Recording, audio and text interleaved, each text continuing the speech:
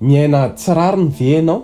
Raha mbola tsy abonné amin'ny page ianao dia manasa anao isabonina amin'ny page satria isan-kerinandro izay dia mizara vidéo tahaka izao vidéo izay mahasoa anao.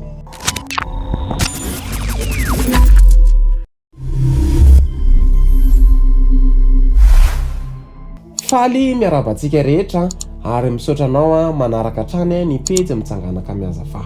Tsy hoe marina ny ianao dia tsy maintsy hiteny ianao na tsy maintsy hamaly ianao. Mialohana nomboana an'i Jesosy teo amin'ny hazo fijaliana dia niaritra herisetra, niaritra fanevatevahany Jesosy nefa dia tsy namaly. Nijanona nanginy Jesosy ary tsy namaly mihitsy na dia nanana ny marina sy ny rariny aza. Napahoriana izy nefa tsy nilobavy dia tahaka ny zanak'ondry nety novonoina sy tahaka ny ondry vavy izay mona eo anatrehan'ny mpanety azy.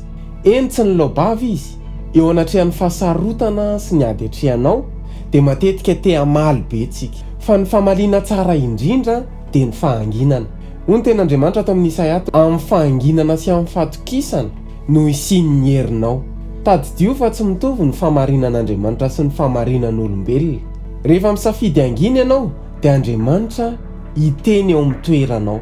Ny fananana finoana dia misy fotoana ianao mangina, dia amin'ny fotoana ianao mangina dia lasa vohy ny fahanginanao iny ary fanehoana ny fahatokianao an'Andriamanitra. Hoy ny ten'Andriamanitra ato amin'ny Exodus 4:4 hoe: Jehova hiado anareo fa ianareo kosa angina.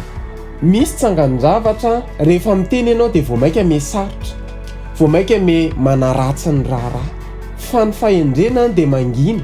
Ny fahanginana dia fitenenana zavatra amin'ny fotoana tokony hitenenana azy ary miteny olona izay tokony hitenenana azy. Ao amin'ny Baiboly Josefa rehefa nitantara ny nofony izay avy amin'Andriamanitra no tantarainy tamin'ny rahalahiny ilay izy, dia avy eo lasa nankalainy rahalahiny izy. Noho izany tsy voatery lazainao amin'ny olona rehetra ny zavatra rehetra ataonao, tsy voatery lazainao amin'ny olona ny zavatra rehetra. Hoy Jesosy tamin'ny mpianatra: mbola manana zavatra ho lazaina aminareo nefa ny tsy zakanareo ankehitriny. Fantatry Jesosy tsara ireo mpianany ireo hoe mbola tsy fotoana ahenoany zareo an'izany zavatra izany. Amin'ny fotoana ianao izany mangina dia Andriamanitra hiady ho anao. Mivavaka ho anao izahay azo ny fahendren'Andriamanitra ny ianao. Ahafantaranao hoe amin'ny fotoana ity mangina. Misy fotoana tena hoe tsy mampangina mihitsy fa mampitabataba be. Fa tsy hoe rehefa mitabataba akory tsika dia marina, fa rehefa mangina isika dia Andriamanitra ny ado antsika.